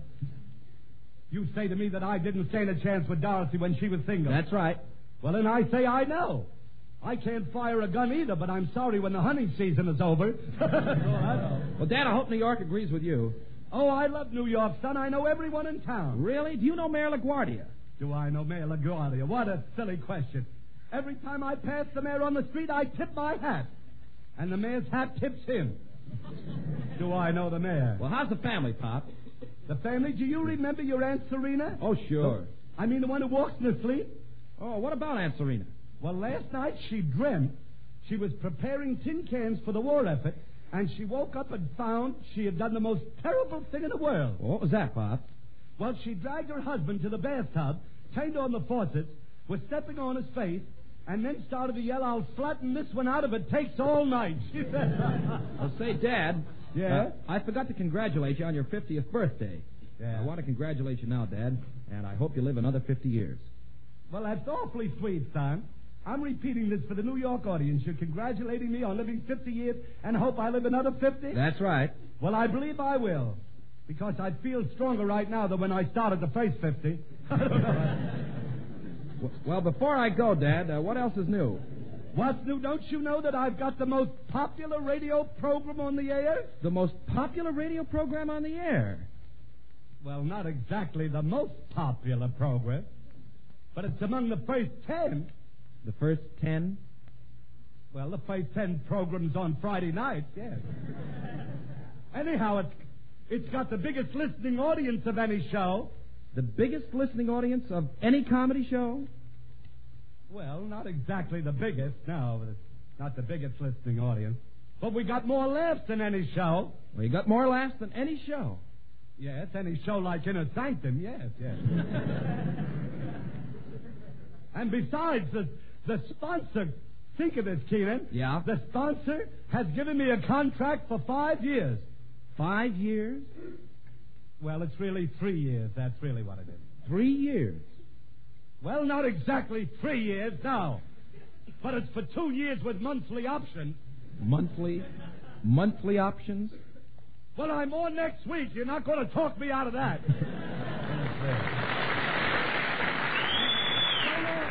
So long, Dad.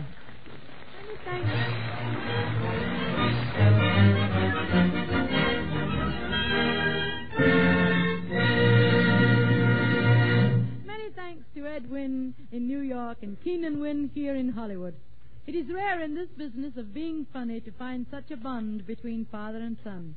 And it is impossible in this business of winning a war to find a bond better than a United States war bond. Buy all you can as soon as you can, so that our fighting men won't have to spend another Christmas away from home. Once again, from the sunny shores of California, we travel across America to the snowy sidewalks of New York, and there, if everything goes according to schedule, we'll find a young singer by the name of Andy Russell. They tell me Andy has broken all attendance records since he has been back in New York. He is a star of his own very popular show on the Blue Network on Tuesday and Thursday night at 7:15. And right now, he is going to sing I Don't Want to Love You. We take you now to Andy Russell in New York.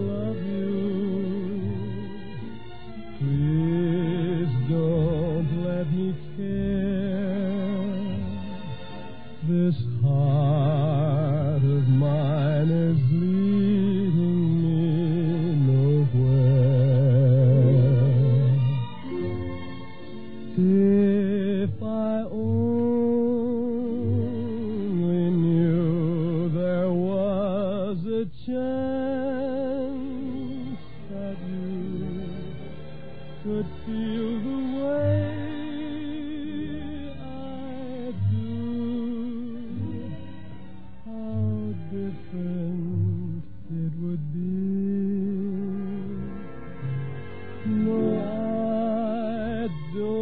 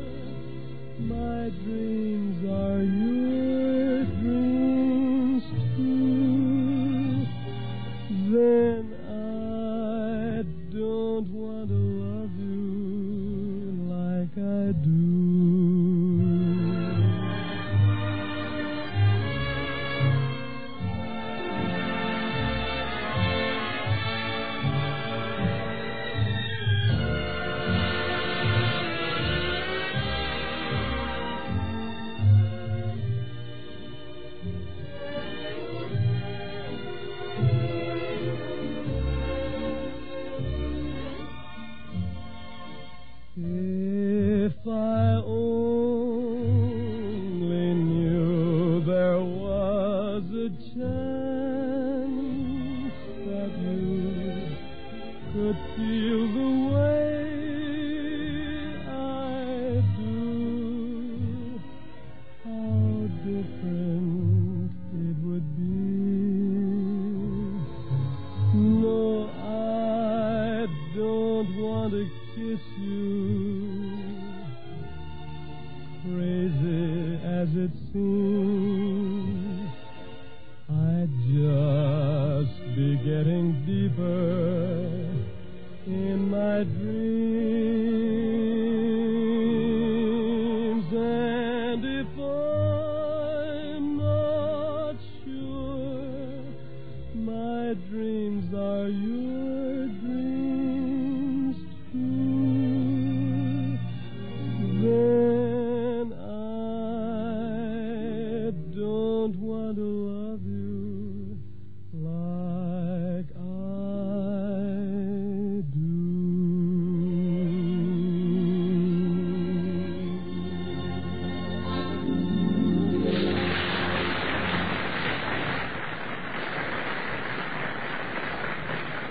Back in Hollywood, now I want you to meet a young man you met earlier on the program. Right now, he is playing in his usual role as announcer on the Charlotte Greenwood Show. Mr. Wendell Niles, start announcing, please. I guess you folks have been reading in the newspapers and magazines about the wonderful new homes we're going to have after the war. You know, with all the most modern scientific improvements, fluorescent lights, radiation heat, doors that open and shut by electronics, and hot and cold running mortgages. Well, in this next sketch, we're going to drop in on an average American couple who've been planning just such a post-war home. And so it becomes my pleasure to introduce my favorite comedian. As a matter of fact, I've been introducing her over the Blue Network each Sunday afternoon on the Hallmark Charlotte Greenwood Show at 3 o'clock Eastern War Time. And I want to say very sincerely that it really is a pleasure to know her and to work with her. Here she is, America's First Lady of Comedy, Charlotte Greenwood.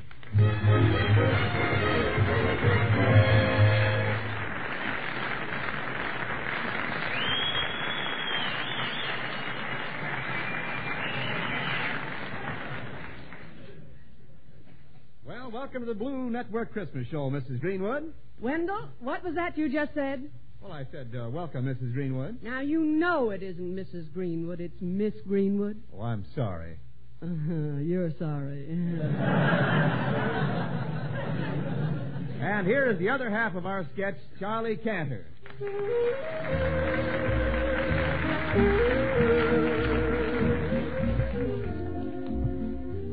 Oh, sweetheart, come in here, quick. Do you know what this is? Yes, darling, it's a roll of paper. No, I know we can't build now, but when we can, these are the plans for our new house. They've just been approved by FHA. Isn't that wonderful? FHA, anybody we know? FHA means Federal Housing Administration. Oh, do they approve the plans? We're building the house, aren't we? Sure, but they have to approve them. Mm-hmm. Look, this is the blueprint. I'll spread it out here so you can see it. Mm-hmm. I don't want a blue house. I want a white house with green shutters. Well, that's what this is going to be. We want a white house, so you bring home a blueprint. Look, honey, it's going to be a white house with green shutters. Where does it say that? Doesn't say that anyplace. Now, look, honey, this is the living room. Well, it's awfully small. Oh, I forgot to tell you. It's a scale of 1 inch to 1 foot. A 1 foot living room? Now, that's silly. No, what I mean is every inch here is a foot. Well, that's ridiculous. How can an inch be a foot? What I mean is whenever they mean a foot, they use an inch. Now, there's no sense to that at all. Oh, look, you will have to take my word for it, but this is the living room. They're not putting anything over on you, are they? Why should they try to put anything over on me? Well, everybody else does. You remember when you bought that Oriental rug? That was a mistake. Well, maybe this is a mistake, well, too. Now, look, darling, nobody's trying to put anything over on me. This is backed by the government. You said the FHA. But the government is the FHA. Now, don't tell me that. Now, the government is the USA. Look, the FHA is part of the USA, like Oklahoma. No, not like Oklahoma. Well, Oklahoma is part of the USA. All right. Never mind Oklahoma. Now, please, look at these plans. Well, what are those things? Seats. That's impossible. You can't get them. Can't get what? Seats for Oklahoma. Darling, will you forget Oklahoma? Those are window seats. Well, where are the windows? Right there. Well, they don't look like windows to me. Oh, look, you have to use your imagination. You can't imagine windows. They have to be there. Well, just take my word for it. They are there. Now, look, here is the fireplace. Oh, now that looks awfully small. Don't forget the scale. I know. One foot.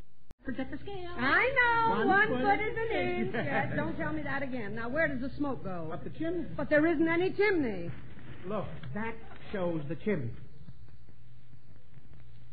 Oh, I see. Yeah. With oranges growing on it, you save the price of a smudge pot. Yes. Look, sweetheart, that is not the chimney. That happens to be a tree. Does that go with the house? No, it's just the architect figured a tree would look good there. An architect? What do we need with an architect? Well, he drew up the plans. You told me the FHA drew them up.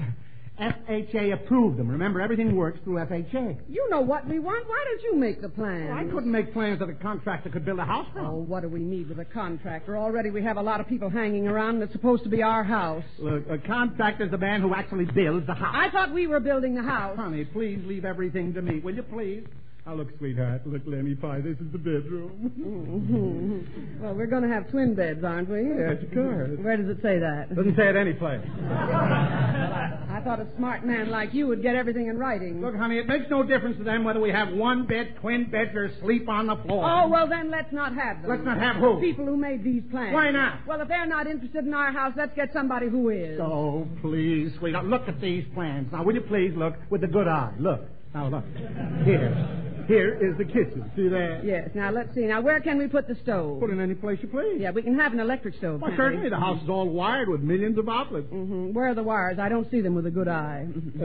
They don't show the wires. Why not? Well, I don't know, but the wires are there. They must be there because here are the electric lights. Mm-hmm. And the very newest thing, concealed lights. Yes, well, they can't be concealed very well. I can see them plain as day. I know, but listen. First you show me wires I can't see, and you tell me they're there. Then you show me lights I can see, and you say they're not there. Of course they're there. They're long tubes filled with a kind of a gas. Gas? You said they were electric. Oh, they are electric. They work through either AC or DC. You said everything worked through FHA. Oh, look, darling, please. Just forget about all that for a minute, will you, please? Look how convenient I made everything for you. Just 2 steps from the kitchen to the dining room. Mm-hmm. Where's the door? Here it is. Where does it say that? Doesn't say that any place. Well, where's the bathroom? Here it is, right next to the bedroom. Why couldn't we put it on the other side? Well, the kitchen is there. Well, we could move the kitchen in here. We can't, sweetheart. That's the dining room. Well, put the dining room there. And why would we put the living room? Well, put it where the bathroom is. It wouldn't fit. Well, we can make it fit. It's our house, isn't it? Don't you understand? If we did that, the living room would face the back of the lot. Well, turn the whole house around, then we'd come out even. Well, we can't do that. Why not? If we did, people would have to come in the bedroom. And if you wanted to serve a meal, you'd have to go through the pantry, into the bathroom, and through the living room to get into the dining room. Put the kitchen where the bathroom is. It won't work. What do we do with the bathroom? Well, shove it back there. That's no good. Then if you want to take a bath, you'd have to climb out the kitchen window. I know. Make the window a door. That'll work out swell. Oh, that'll work out swell. Where do we put the window? Well, put the fireplace back there. But that's the fireplace over there. That's where it was. Well, you can't have the fireplace there. Well, because you'd have to step through it into the kitchen, climb over the refrigerator, and get to the bathroom. Oh, but wait. I know what we could do. We could move the bathtub over here. No. Then when you went to bed, you'd have to hang your clothes in the pantry, and in the morning you'd be taking your shower in the china closet. Wait a minute. Yes? I've got a better idea. What is it? Darling, you tore up the plan. Yes, let's go completely crazy. Let's try and find an apartment.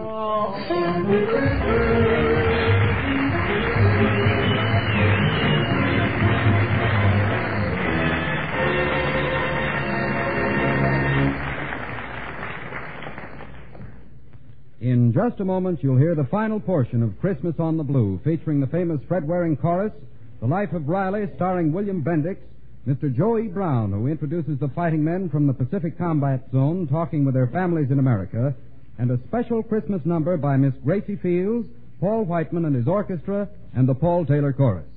We pause now for station identification.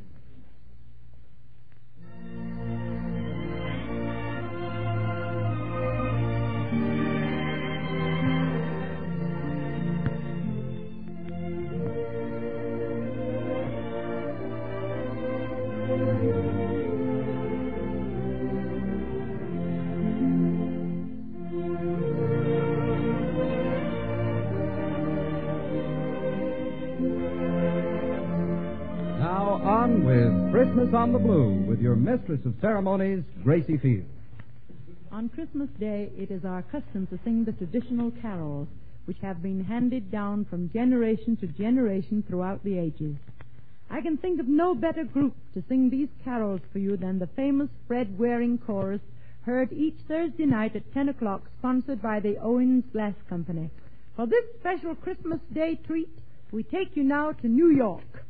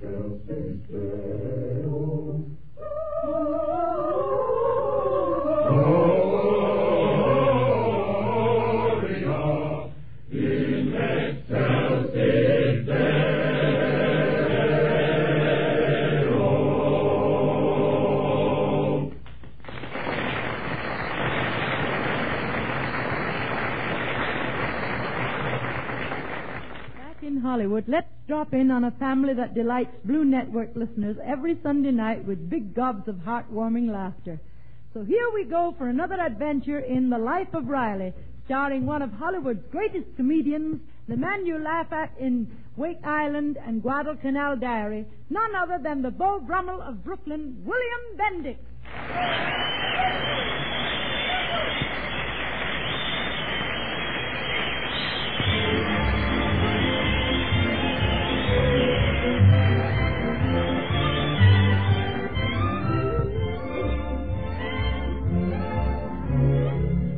Well, it's Christmas morning in the life of Riley, and the scene is the little living room in war worker Riley's California bungalow.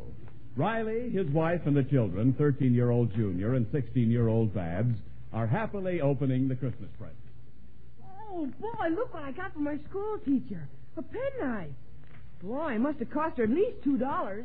Junior, it ain't how much the school teacher spent. It's the principle of the thing. Oh, right. You said you're giving up those jokes for New Year. Oh, I still got a week. Hey, look, Peg, here's a present Snuffy Thomas sent me. Oh, what is it, Daddy? It's a pair of garters. What a cheapskate. Garters after what I gave him. Oh, what did you give him, Pop? Well, I gave him a Holy smoke, I didn't give him anything. Gee, that Snuffy Thomas is a nice guy. Oh, look, Junior. A dressing gown for Mother and Dad. Just what I wanted. Thanks, Mother. Thanks, Dad. Well, I hope you like the color. It's my favorite. Paris green. Olive green, dear. Oh, olive. Yeah. Then those little red dots must be the pimentos in there. What's that you got there, Dumpling? Oh, it's something for you from Ike Shanahan. For me? Well, let me see that. Well, for crying out loud. Ike must be nuts. What did he give you? A pair of wooden shoes. Riley, those are shoe trees. Oh. You put them in your shoes so they won't get out of shape. Oh, well, that's a good idea, but how'll I get my feet in? I see what you mean. Very useful. Yes. Well, what are you looking for, Junior? My present from Stuffy Evans. I don't see it. Well, maybe he didn't send you one. Well, he should have. The double-crosser. I sent him an airplane book. Well, I'm through with that Stumpy. Junior, that's no way to talk. You know what they say, never look for a gift in a horse's mouth. Well, Stumpy should have given me something. Now, you take me, Junior. I sent gifts to all my pals, Waldo Binney, Muley Durkin, and Digger Odell the Undertaker. But suppose they didn't give me any gifts back. Would I get sore? No. I'd still be just as friendly with them like always. Yes, your father's right, Junior. Yeah, he's right. But Stumpy should have given me a present. Junior, I guess this is as good a time as any to read that new book my boss gave me. It'll teach you a lesson about Christmas. Oh, what book's that, Riley? That's this one here, A Christmas Carol by Charles Dickens. Oh, go on, read it, Daddy. Dickens is such a fine writer. You bet he is. I read all his stuff as soon as it comes out.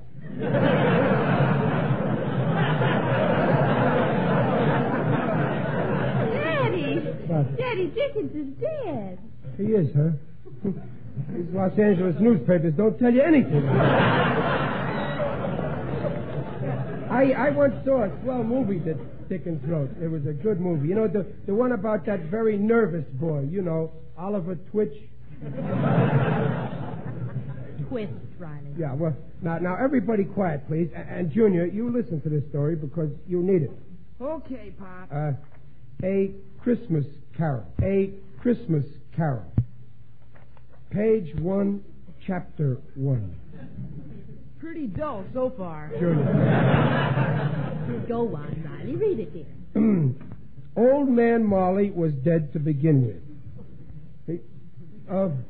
Come in. Well, if it ain't my pal, little Waldo Binney. Yeah, how are you, Waldo? Merry Christmas. Oh, my Christmas. Oh, my. I'm back. I'm back. I'm back. Well, no wonder. Look at all them packages you're carrying there. Well, I have a few dear friends that I must give presents to. Well, now, if you mean us, Waldo, you're welcome here any time without presents. Now, which package is which? Mr. Riley, first pull down the shade. Oh. What's the matter, Mr. Binney? Don't you want your wife to know you're out of the house? Oh, Junior, don't you be disrespectful about Mrs. Binney. Oh, that's all right. I don't mind. Now, just the same, Junior was very rude. Tell me, Waldo, how did you get away from the old bat, huh? Well, it's easier on Christmas than other days. See, I waited till she stepped under the mistletoe, puckered her lips and closed her eyes, and then I escaped. Waldo, old pal, sit right here in my own favorite Morris chair.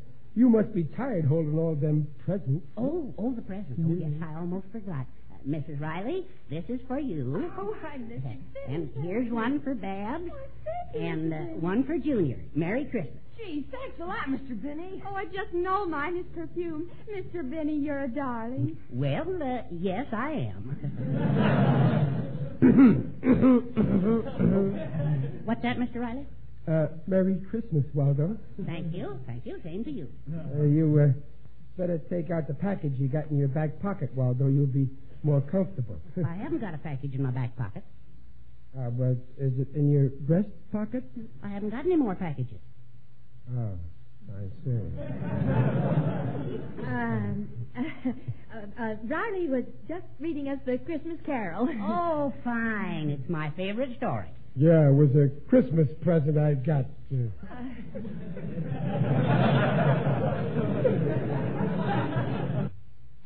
Go on, Riley. Read it, dear. Old Man Molly was dead to begin with.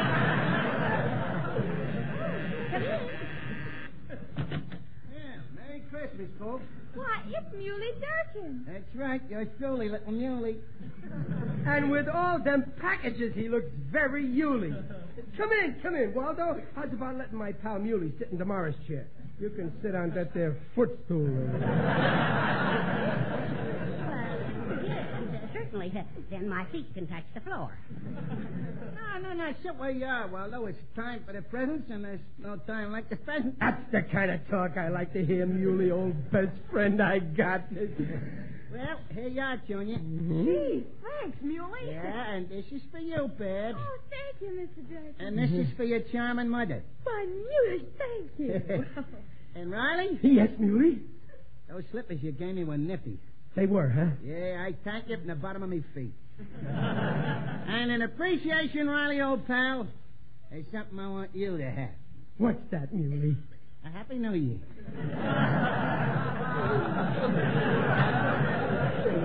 Thanks. It's sure starting off good. Well, now that Santa Claus Muley's bag is empty, he might as well sit down. I think I will try your Morris chair, Riley. If Morris don't mind, why should I? Mr. Riley was just reading us A Christmas Carol. Oh, swell. This story has got a message. It's about a miser who don't never give nothing to nobody. Are you listening, Muley? Riley, go on with the story. Old Man Molly was dead. He didn't know when he was well off. Greetings, one and all. Well, if it ain't my favorite undertaker, Digger Odell. How are you, Digger, old pal? Hello, Riley. You're looking fine. Very natural. Well, I feel good, Digger. Say, you must be tired carrying all them boxes. Not at all. I like to carry boxes.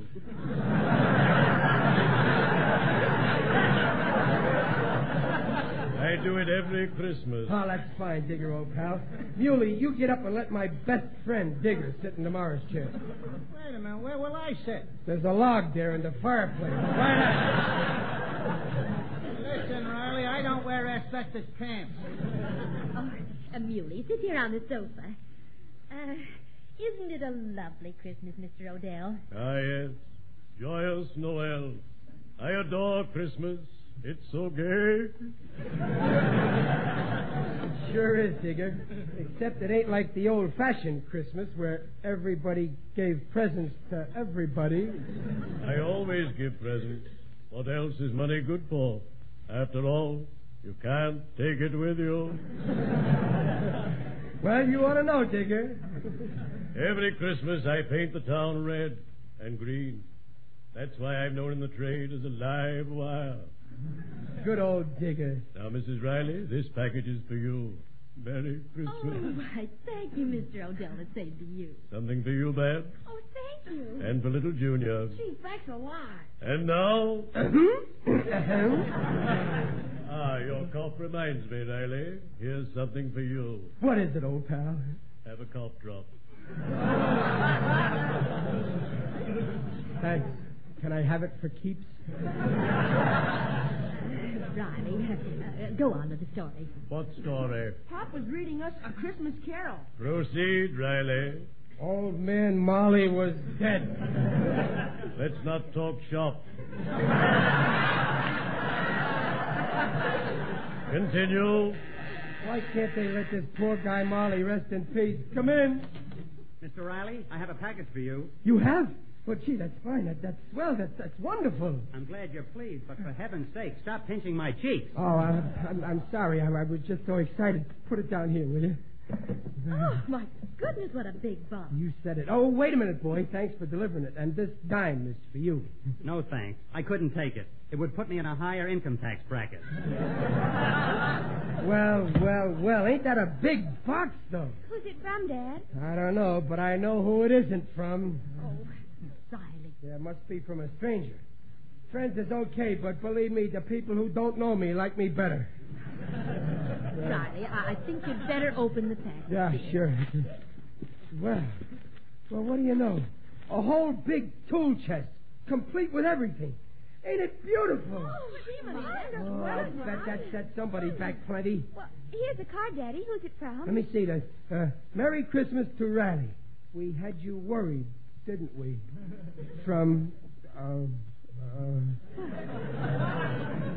What's the matter, dear? Go on. From his pals, Waldo, Muley, and Digger.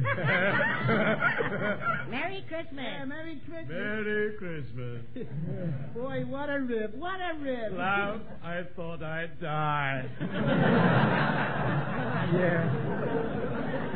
Yeah, this is a good one. Well, Riley, what do you think of our little gift? Oh, fellas, you shouldn't have done it. Boy, am I glad you did. We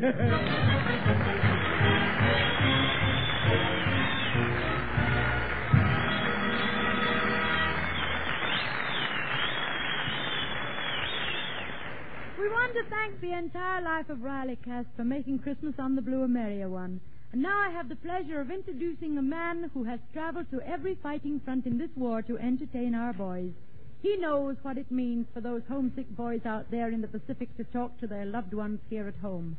So before we try to contact those certain men in the Pacific, I would like you to meet the star of Stop or Go, sponsored by McKesson and Robbins, and heard Sunday evenings at 8:30 over the Blue Network, Mr. Joe E. Brown.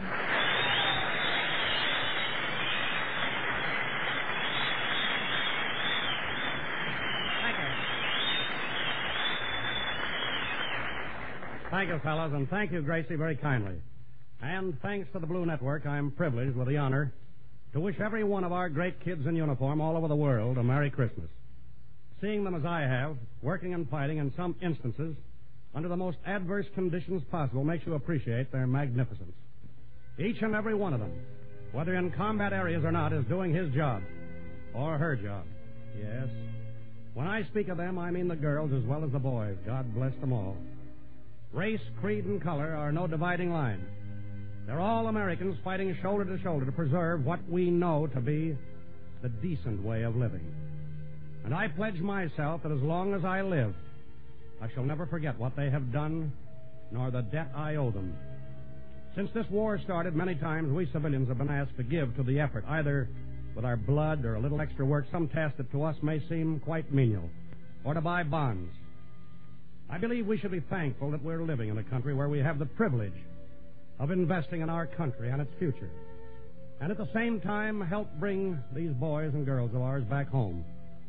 And now, directly to you, our boys and girls of the Allied nations all over the world, officers, non-commissioned officers, and men.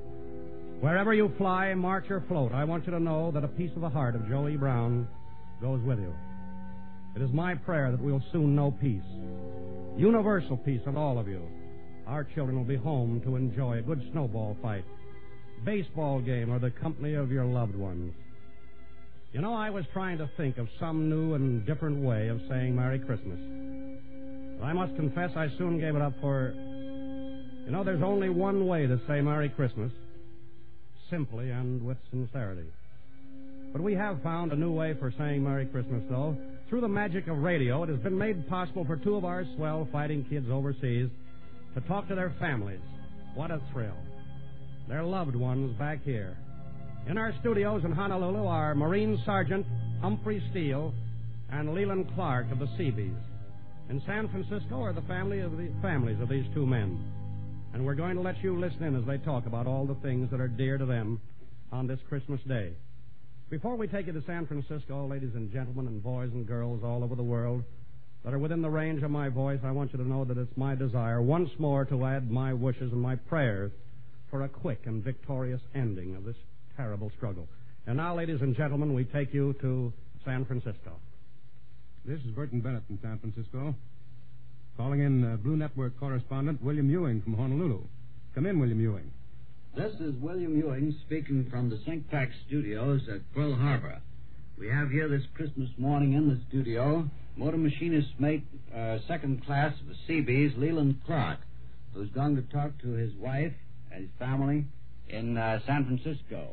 Go ahead, Clark, and say hello. Hello. Hello, darling. How are you? Just fine, honey. Gee, I'm sure glad to hear from you. Isn't this a wonderful Christmas present? It really is. How are you spending Christmas? Aren't I? Well, right now I'm enjoying very much talking to you, darling. Oh, that's wonderful. I really got a wonderful Christmas present yesterday morning when I was told that I was on the evacuation list. Oh, how nice. That really just about floored me, you might say. And how have you been? Well, I feel fine. The only thing that makes me feel better is if you could come home.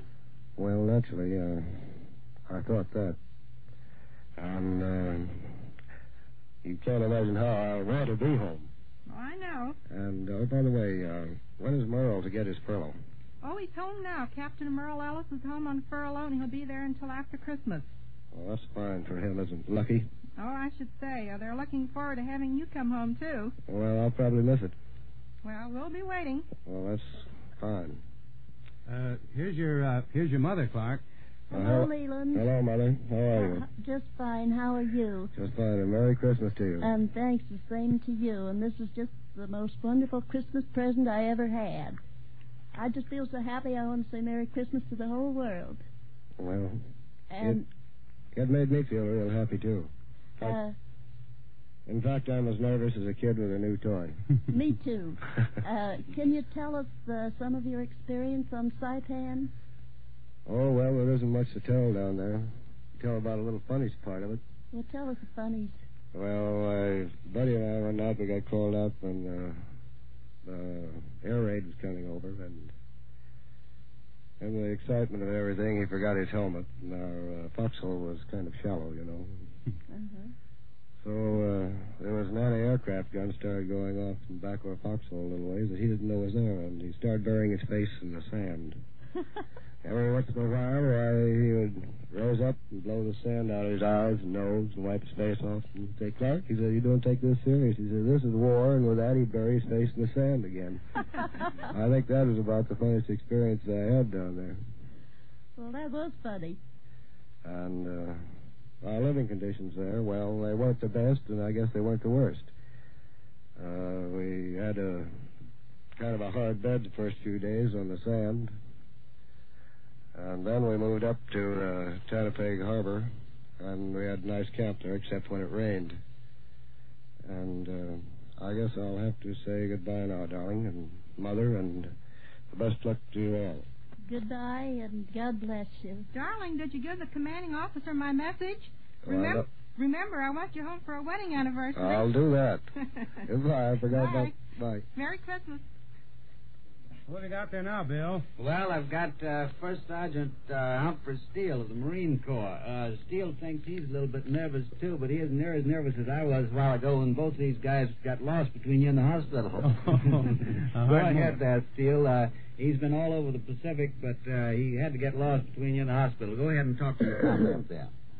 Hello, Ellen. Hello, Humphrey. How are you? I'm fine, and how are you? Oh, I feel swell. Well, that's grand. How's your leg? Huh? How's your leg? Fine. Well, is there any chance of you getting home?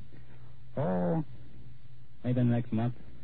Early next month. Do you mean before the 5th or 6th? Well, you can never tell. Can never tell. Oh, well, you sound wonderful. Is Jerry with you today?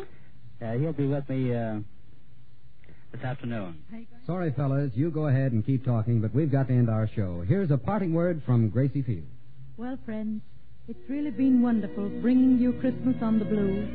It's been a great Christmas treat for me to introduce to your homes this afternoon so many stars of our Blue Network programs, and to hear the voices of our fine lads overseas exchanging Christmas greetings with their families here at home. Now, in behalf of the Blue Network and every participant of this 2-hour program, I say a Merry Christmas and God bless you all.